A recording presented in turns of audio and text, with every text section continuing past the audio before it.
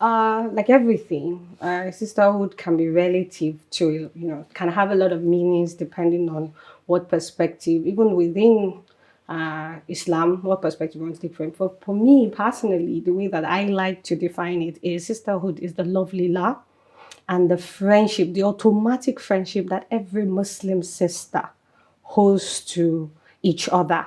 So if I meet you, I've never met you before. This is the first time I'm meeting, but we're vibing like sisters. Like I don't have to know whether you live in Ogudo or Ijegunle. I can see you in hijab. You're Muslim sister. You're my sister.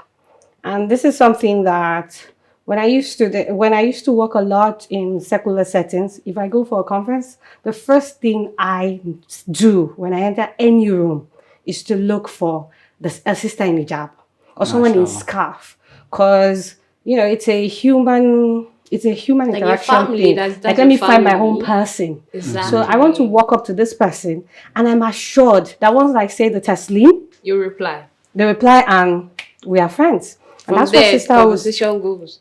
And for me, that's how to define it. It's an automatic friendship and love for Allah's sake, that we owe to one another as Muslims, as Muslim women. So that's it. I think that defines it. Yeah, I love that. That's I like your personal perspective on our sisterhood. It's a beautiful thing, especially when sisters out there they feel excluded, and then when you have another person who can help you to, who can vibe with you, and then the beauty of sisterhood will be brought out of you because at the end of the day you have someone out there to bring out the beauty, the smile, the happiness, and the Because she said when awesomeness. she walks into any new organization, the first thing she does is to look for somebody that is putting on hijab or a scarf or even covering her hair. I think that is There's even human nature. Exactly. It's human nature. The world is a big place that you as an individual will feel lonely in it. But it makes sense to find somebody that looks like you. So we are wired to look for people like us.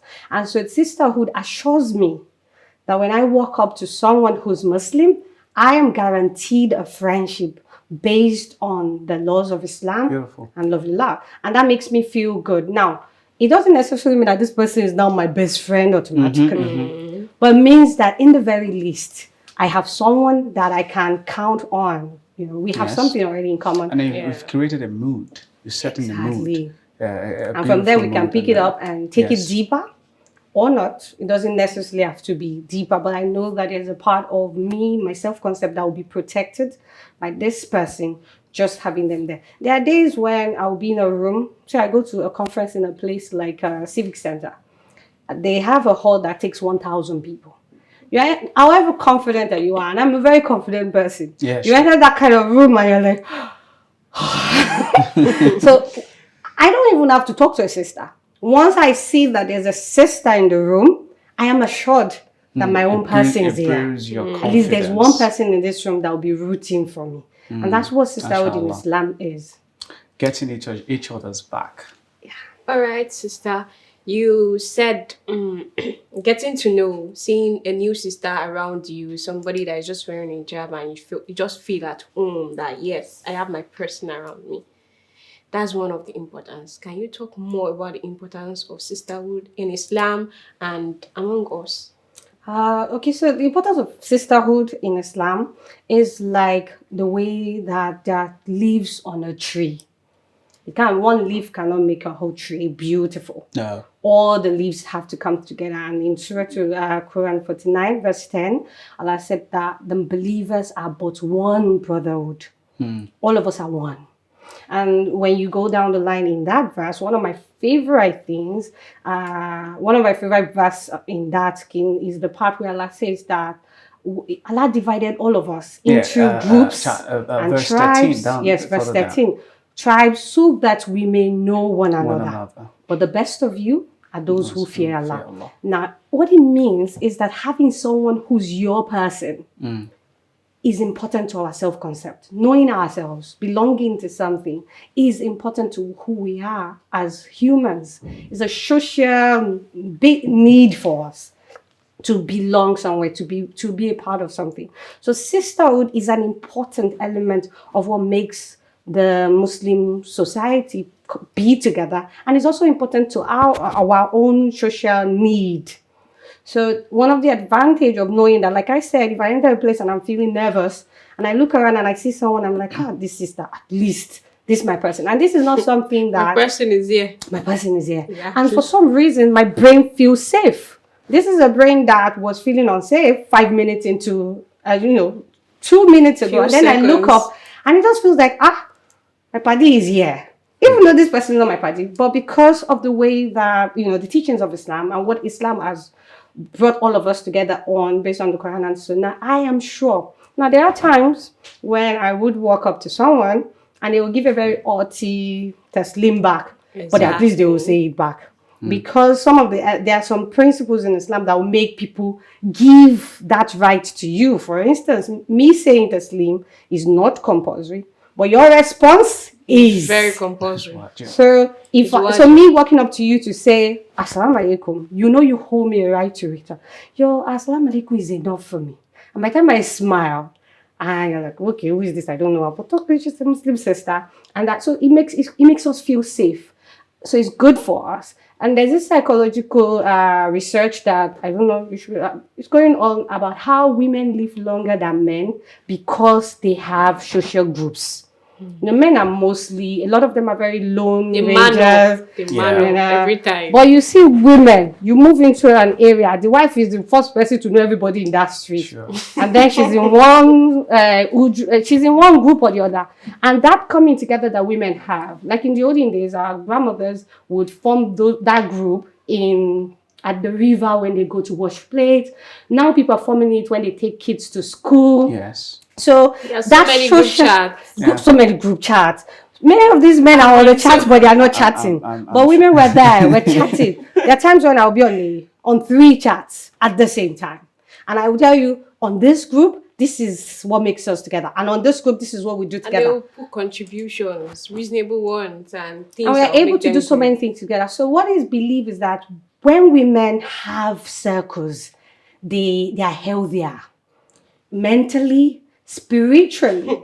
Yeah. You have a place to go and vent, and people are coming to come and say, this is Ramadan, and while you're thinking, I'm unable to read, I've not been able to finish Baqarah since I started. The moment you share that on a group of 250 women, and then 10 people say, my sister, maybe you have Eta Baqarah. And then me, it's Bismillah or Fatiha that I have. It makes you feel like, I'm not alone. So you're not alone. So sisterhood But you comes still with see that. somebody that finished like 3. And they have their own group. And then, They are not talking about and then own when they talk, you feel motivated. Yeah, then that would ginger you to say, if Sophia can do it, Mutia can do it too. Mutia can do So it too. sisterhood is, it's good for our mental health. It helps us achieve our goals. And my favorite part of it is also that along with all the goodness in this life, we're promised that I think out of 7 people or 8 groups of people that will be under the shade of Allah on the day of Qiyamah, the people who love themselves for Allah's sake will have a shade. So I'm thinking two people who love themselves for the sake of Allah, sake who of have a Allah. shade. So you're already So thinking that should be the main drive, the sake of Allah. it's one of That the should many. be Of course, the main drive, she used the word the Lillah, other time, yeah. She said sister love lillah, lillah. Love lillah. lillah. Love Yeah, I lillah. like that word. Yeah. I love That's a cool, a I'll start very using cool it one. now. Love it. I'm very particular about saying love lillah because we're Muslims first, and everything starts with intention. And a lot of people would tell you, I've been burnt, sisterhood, sister wound. That's the word you hear, sister wound. And I think the reason we have a word like sister wound is because we're not loving ourselves lillah. Sorry to cut you short there. Of course, with brothers, there's a lot of wounds, a lot of wounds, sisters really. We're trying to get to understand within the sister circle. Do you also have some sort of mishaps among each others? Because of course, I mean, among brothers, we have, mishaps, and we throw some punches, and To then build we on that reconcile. question, to build on his question, how do we treat other Muslim sisters? Do we have wounds? Really? Mama is my friend and he knows that we have wounds. Yes, we do. And I think that it comes with every human interaction. And, a very complicated way to explain it is that everybody is carrying a wound in themselves, in them. And so, by whether consciously or unconsciously, every interaction will have somebody touching that wound.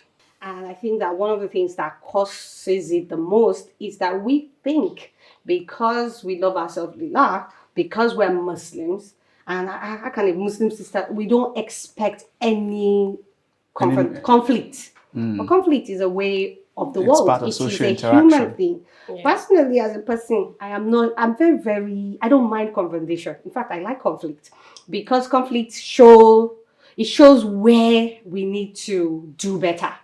Unfortunately, many of us were raised in homes where conflict were not permitted. So people come to groups, and when there's any issue of conflict, you see all sisters saying, let's put it under the carpet.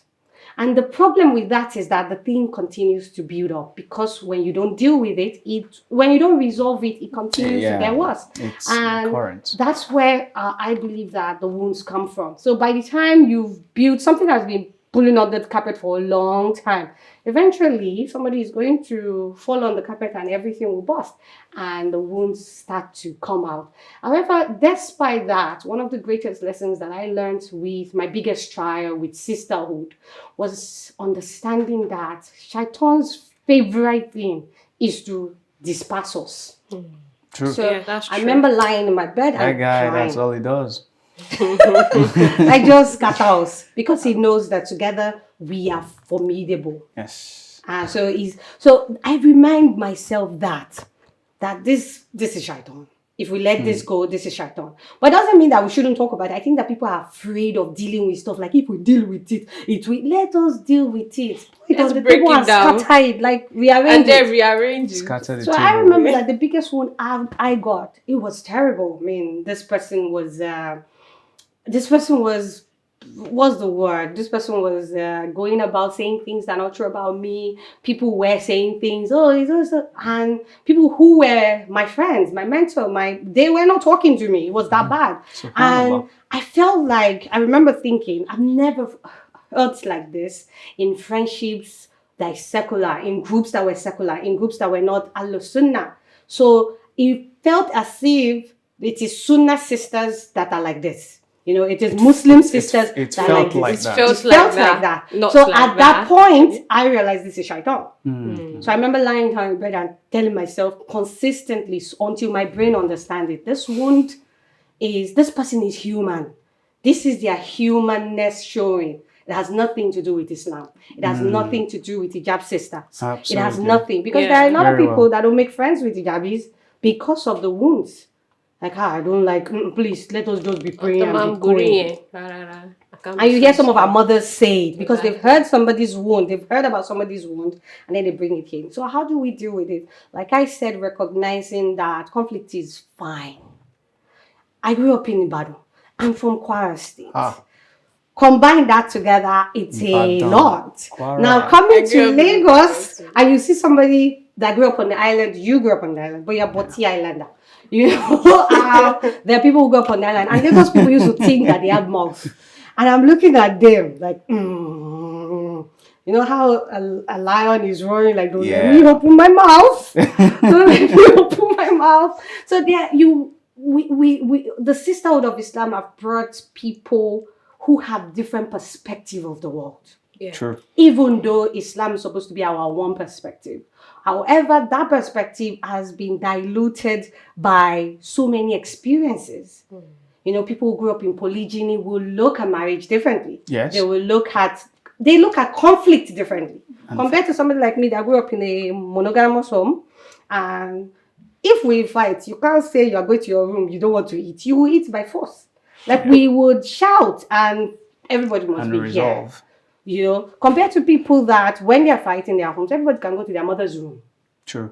So the way that we look at conflict, the way that we even look at friendship is different. A lot of people have been wounded in places that they shouldn't have. So they don't trust people. They are firm. They have walls that they are carrying. There are people that you didn't do anything. You're just breathing. They are offended. This sisterhood that we were talking about, it still makes me remember something. I was going from science I'm sent to University of Lagos. I was going from science to DLI with my classmates. And then we on the way we kept on seeing sisters in hijab, and I was like, Salam alaikum, salam alaikum. They were like, alaikum salam. Although I met the ones I knew, but most of the people I saw there, I didn't know them. And then my friend Francis, he was like, does that mean if I see any guy coming up like bros hello, bros hello? Like, why do I have to greet a lot of people? Please, on this note, do you have anything to say to people that are shy to greet their fellow Muslims out there, or people that when you greet them, it will be hard for them to open their mouth to reply with Teslim? Okay. So to answer Francis, why we have to keep greeting ourselves is to oil the machine. That Yeah. is our sisterhood. Absolutely. Because greeting is powerful, right? Yes, it it is is. a powerful thing. And if Francis was Yoruba, she will understand that Yoruba people greet more than Muslims. Like we literally greet somebody ekujoko just for sitting. Ekweno. You are eating. Like you are fasting and people are greeting you ekutenu. Ekongwe. We have greeting for practically everything. And what that does is that it bonds. It strengthens the bonds between us because it is a social greeting is a social tool. And the Prophet ﷺ, Sallallahu also Alaihi Wasallam. said that spread the greetings of peace amongst you. So there is nothing wrong saying Taslim 3 times, 10 times in a day with the same person. You open the door, Salam alaikum, and left the place, I come back again, say Salam alaikum. And it's a beautiful thing that the testimony is a prayer. So if I feel like I don't have peace inside my chest, I just look for somebody to greet that can greet me back. Yeah. And when you say a prayer for me, the angel say, "Amen," for you too and for me, and that's it. So and the other part of the question is for those people who find it who are shy. I think, like I said, To greet people that will not return the greeting. Maybe those ones wearing khimar and they feel like you're just putting on scarf and. I actually think that's a myth. Yes. Personally, I think that's a myth. That's a and myth. here's what when I got Myth, like a myth is that everybody it's just keeps just saying people that saying it. it's not real, Just it's like not people true. saying- I've experienced. You've had people that you greeted that didn't Look, answer. Exactly. You like Okay, Nicole. It's Those It's not. Sorry. It's a sister thing, but I can chip in something here. It's a myth because some people would say, "Oh, there are the people that have the jilbab." There are some people that would even say it that your own style of hijab or jilbab. They are people who are snobbish. You know. So I think it is just a buffer. So does it exist? Yes, I believe it does. It but does here's the exist, thing and I've about you. We're experienced talking it. about how to protect ourselves from sisterhood the other time, and one of the things that I say is that what Islam says is to give people excuses. I think a lot of times we don't give people excuses. See, you see a sister wearing full kimau on her way to class. She's probably 10 minutes late.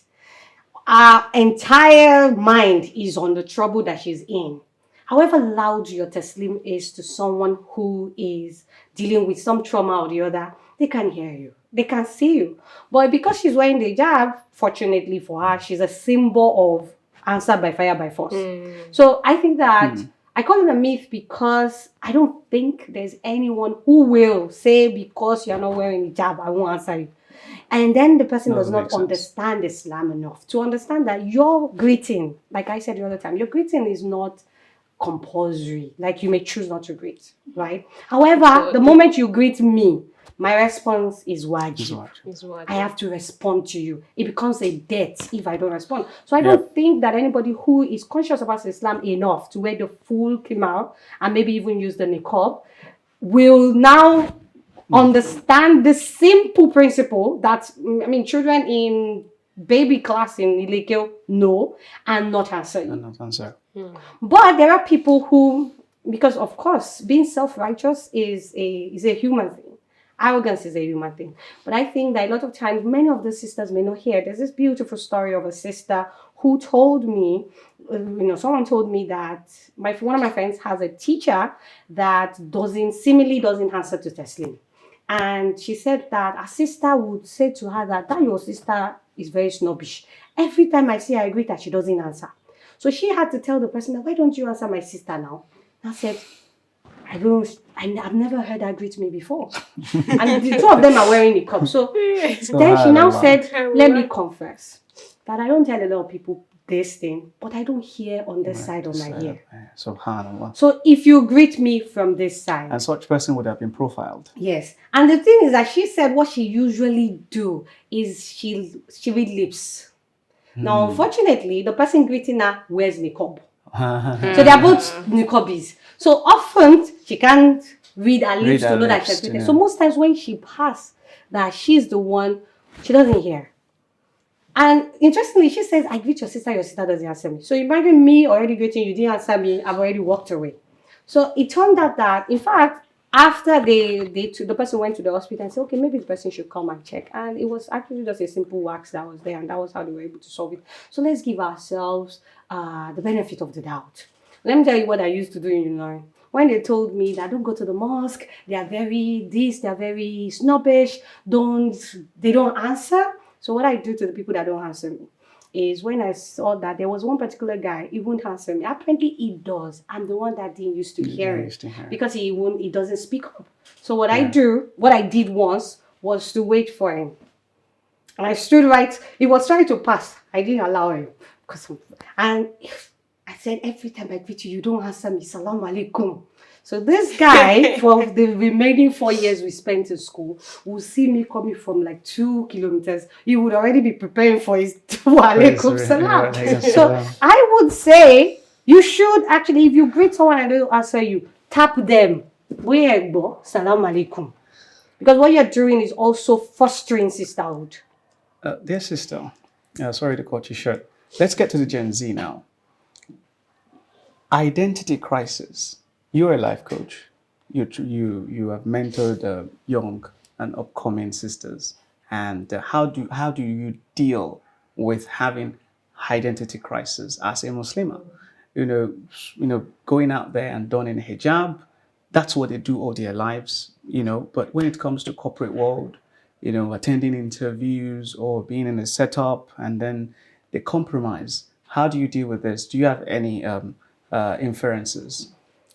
Well, for somebody that almost had to compromise and then gave up something, so we need to understand that we don't live in an ideal Islamic world. I mean, this is a secular country. Or shall we say multi-religious country? Multi-religious, yes. And so what that means, and unfortunately, whether we want to be politically correct or not, the hijab does come with some backlash, some judgment, even from Muslims. And you put in a 16-year-old who, many of these Gen Zs, here's where the problem started. Many of these children went to Muslim schools their whole life. So your primary school was Muslim, secondary school was Muslim, and then the child entered Unilag.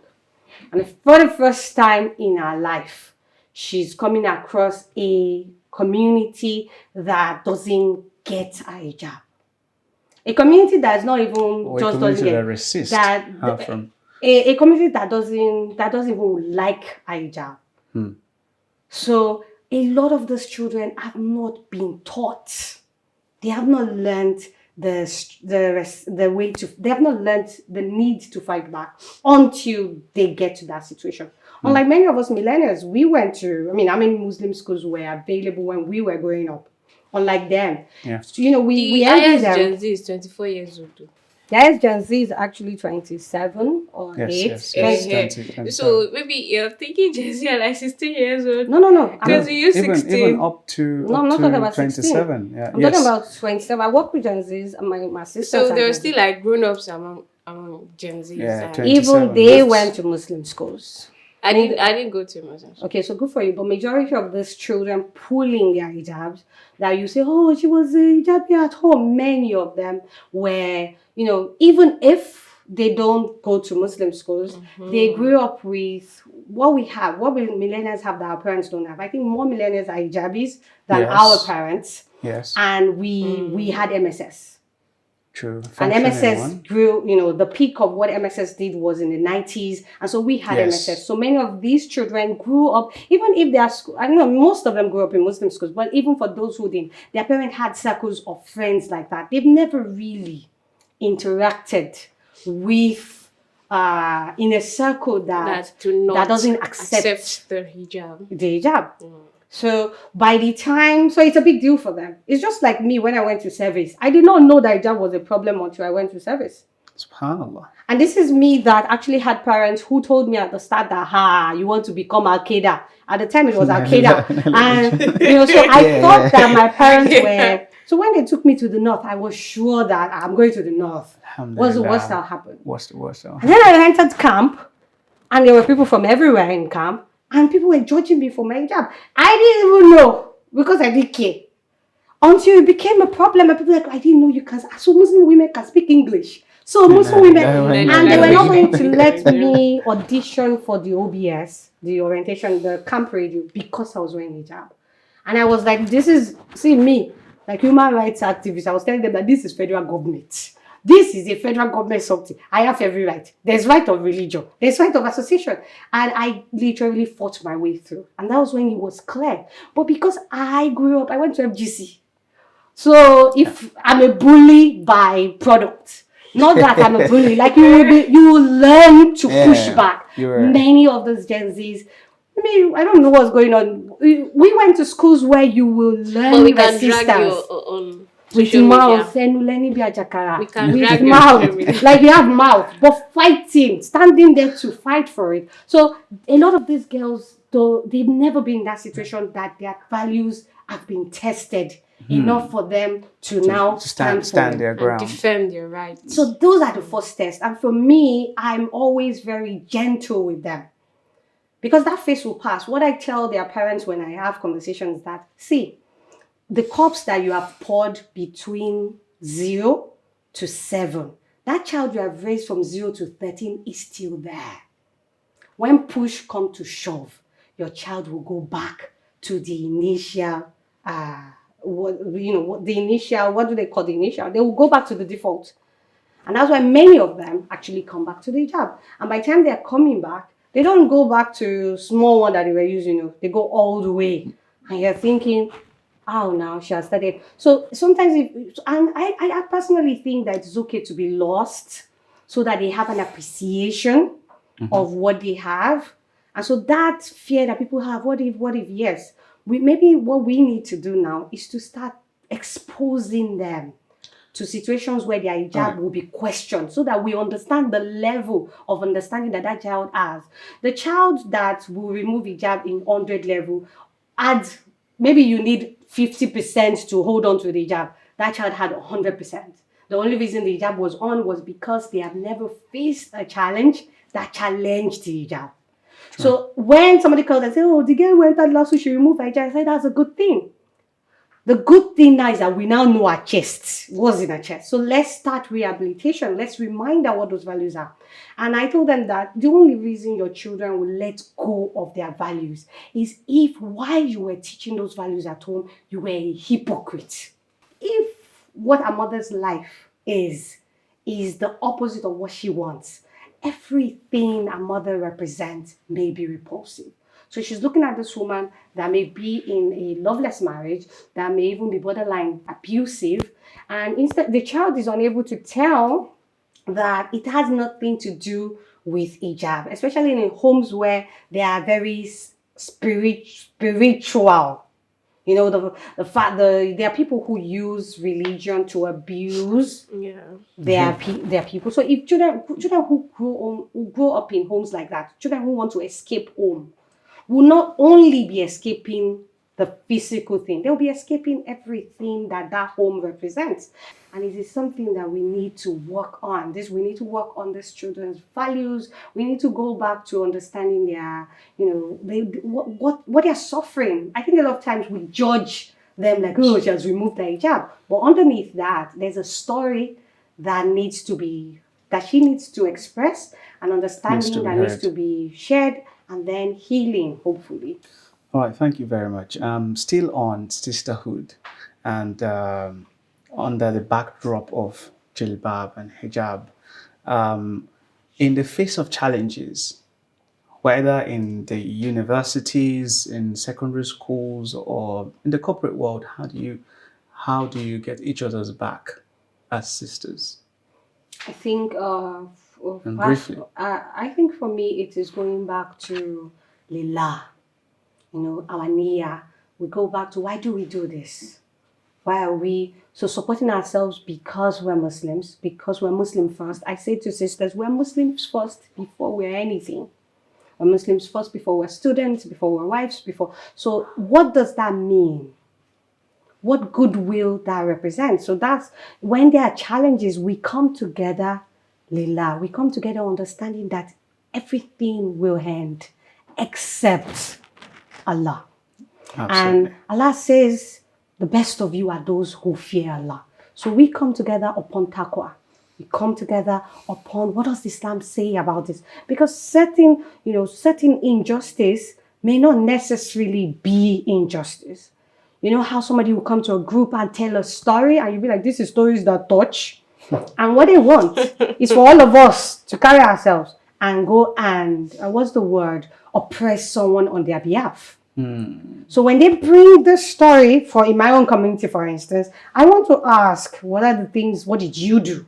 True. What is your role? How Don't did give you us get half there? story. Yeah? Don't give us half story. No Tell half us the stories full because one. we're Muslims. Islam is particular about social justice. And when it comes to social justice, it's not just about for Muslims alone. Every human being, even trees and animals, have a right upon us. So we protect ourselves. We fight against injustice after we are sure that doing this on behalf of this person is not injustice upon the other person. Because sisters can tell stories that touch. Fabricated stories. No, please don't. I shall not be. I didn't say that. A lot. All right.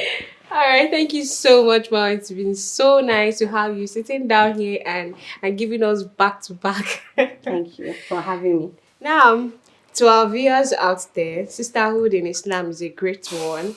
If you're a sister, you're just putting on a scarf, you're just trying to come up in Islam, you're putting on scarf, you're putting on a veil, you're putting on hijab, half hijab, a full kimhar, they have kimhar. Everybody all together, we're this sister all together. If anyone greets you, please reply. Even if you're just trying to say, replying to the testing in your mind, you're just saying, Alaikum salam. Please say it out. So that person will not feel bad that, why would I greet somebody and she will not answer me? Like she said that thing is a myth, that she has not really, perhaps what I said I encounter, maybe the person didn't hear me, or the person also have other things that You should always give people the benefit of the doubt. And please know that my religion, Islam, is a religion of peace. It is very perfect. I am not perfect. So do not judge me. Do not judge Islam by what I do. Judge Islam that Islam is complete, it is peace, and it is perfect. On the final note, Sister Mutia, can you please tell us the things that sisters need to do to strengthen the bond among us? Okay, so bring it down to 3. The first one, of course, is to love ourselves for Allah's sake. It's not easy to love people sometimes, but then we remember that this person is just forgive, and that includes forgiving ourselves. Just like you are going to go to the mosque the next time, look for that particular sister and greet her Lillah, and continue to greet her Lillah, or maybe even check up on her to say that every time I greet you, you're always frowning. Is there something? Do you need any help? Yeah. Instead of concluding that she's a frowner or she hates me, she may actually be going through a lot. So let's love ourselves, Lillah. Next one is to fear Allah. We need to fear Allah. This is a conversation on its own. We need to fear Allah. Fear Allah. In our dealings with ourselves. Yes, all of us are. I think that there's a Yoruba-ness, there's a Hausa-ness in all of us that comes from the way we were raised. But when we deal with ourselves, let's fear Allah. It's okay to not like Mutiat. But don't say because you don't like me, you will lie. It's okay, I don't like Mutiat. Or cook up something. Or agree with someone that you know. That what the person is saying. You know, some people be saying something, I'm like, I don't like Mutiato, but the Mutiat that I know No, I can't. It's not even about even testifying. If you are not there, don't testify. Don't add mouth. Don't spread gist. Don't just fear Allah. And then finally, one of the things that helped me to stop judging people is to recognize that we all have different models of the world. And we are not the same. The way we do things are going to be different.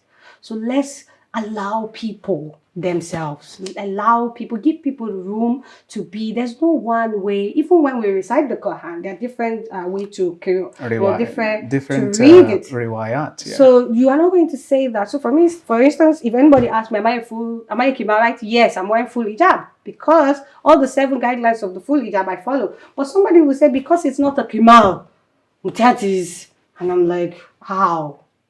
There are different models of the world. There are different ways that people will be. I think we should allow ourselves room to be. Now, when their being is now becoming, a sin, or this is obviously not allowed in Islam, then we come to say, if you want to correct someone, correct them because, you're my sister, I don't want you to enter. Even me, I'm correct petty. them. When I'm Have petty, ethics. because of Allah. Somebody say, oh, Stamtiat, why are you petty? Because I will be petty. Because if I'm not petty, you go and do that mumu outside. And I can't let you disgrace this hijab. So whether you allow people, and in fact, when we allow people to be themselves, to have their, their ibadoness, their ofaness, wherever they've been, it's our sisterhood becomes beautiful. It becomes like a collage of beautiful experience. Like I think that in a way, lately we are preaching that single looking, we are very judgmental about people that are not looking at the world or doing things the way that my ustaz said it.